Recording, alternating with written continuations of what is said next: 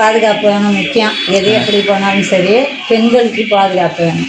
நம்புறாங்க, நிறையா மக்கள் நம்புறாங்க. அதனாலதான் ஓட்டு போட்டிருக்கீங்க. அதனால தான் ஓட்டு போட்டோம். சரி, உங்களுக்கு என்ன தானே வந்திருக்காரு, நம்ம வர நம்ம பழகி அவரோட பேசி அவர்கிட்ட இது கேட்டு நம்ம எல்லாம் நம்ம இது பண்ணி தானே அவர்கிட்ட எனக்கு நமக்கு என்ன வேணுமோ அதை கேட்கணும்.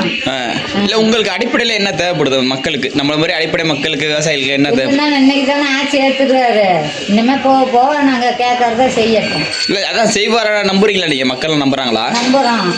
மக்கள் நம்பணும் வச்சு தானே இப்ப இந்த அளவுக்கு வந்திருக்காரு.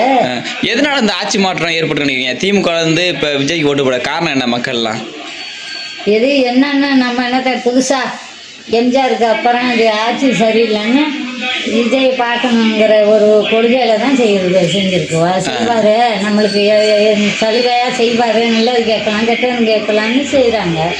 பெண்களுக்கெல்லாம் பாதுகாப்பு இருக்கணும் நம்பலாமா அந்த ஆட்சியில? பெண்களுக்கு பாதுகாப்பு வேணும் முக்கியம். எது எப்படி போனாலும் சரி பெண்களுக்கு பாதுகாப்பு வேணும். நான் என்னத்த இப்போதைக்கு இப்பதான் வந்திருக்காரு. இன்னைக்கு காரணத்துக்கு இன்னைக்கு தான் வந்திருக்காரு. உடனே எதுவும் பண்ண வேண்டாம் அப்படிங்கிறீங்களா? வெயிட் பண்ணி பார்க்கணும்.